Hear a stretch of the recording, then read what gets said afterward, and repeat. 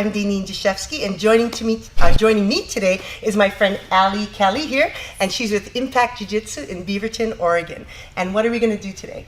Ezekial choke. So before we actually show the choke, because that's one of those moves that you got to get in so tight, it's really hard for the camera to see. So we're going to do a little thing to kind of give them an idea close up before we do it, what it looks like. You ready? Right, okay, so we're going to put our knee up. And this is a really good way to explain to your students how an Ezekial works, because a lot of times when you're showing it, it's really hard to get under there for them to see.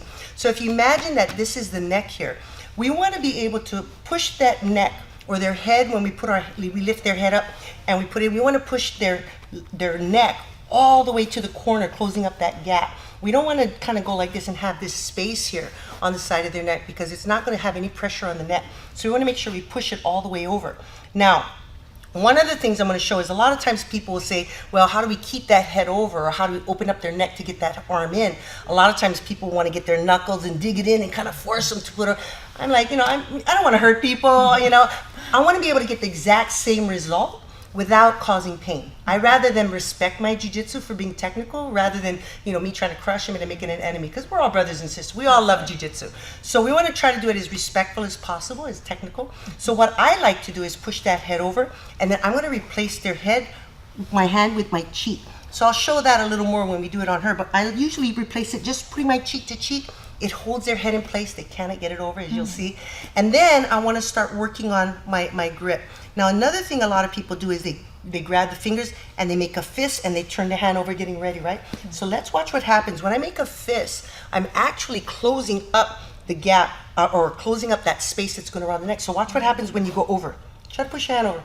You see that space there? Yeah. I'm not touching their neck. So they're not really threatened on the other side of that choke. They're more trying to get over here, and then they start doing this, and they end up really putting pressure on your trachea, not the side of your neck here. So in order for us to get that, we have to elongate. So rather than a fist, I'm going to actually make like a monkey paw.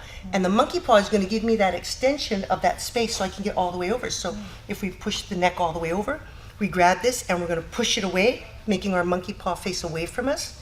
And we're going to just get the tips of our finger right under the chin. I don't want to start shoving it over before I get there, and then I'm going to dig my nails into their neck because it's really close. So I just want to feel for the upper part of their chin.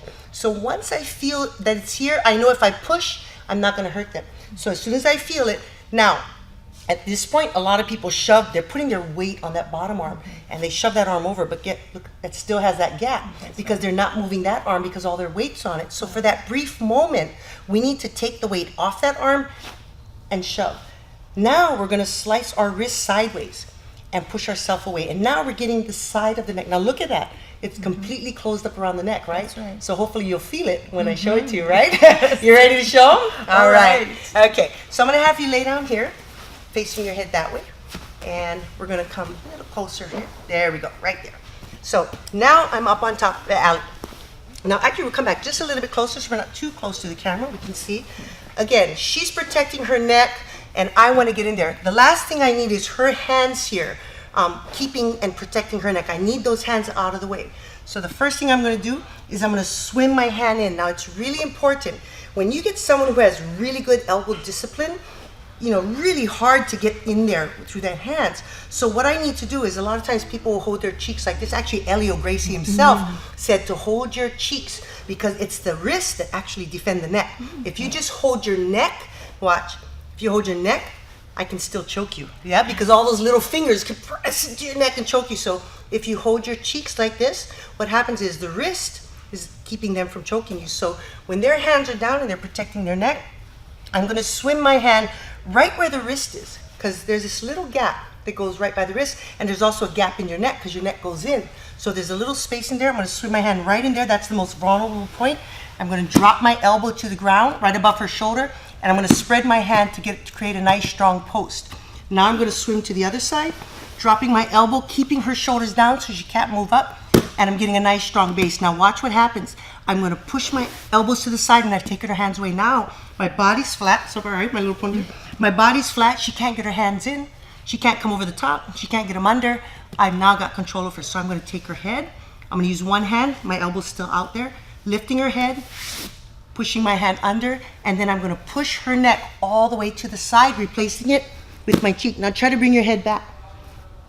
See, do you feel kind of vulnerable with your neck wide open over here? Right. So we'll turn just a little bit so the camera can see this side.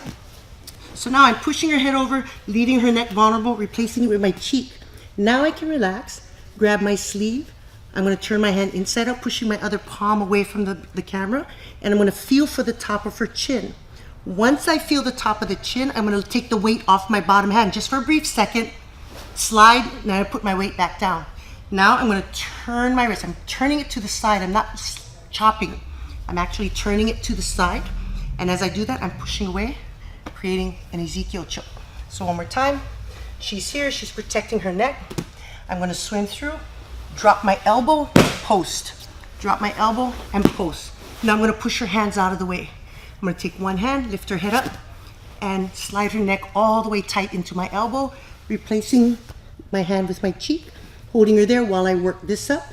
I'm going to turn under, feel for the top of her cheek. Now I'm going to bring my weight up and slide both hands together. And now I'm going to lean back and choke for the Ezekiel.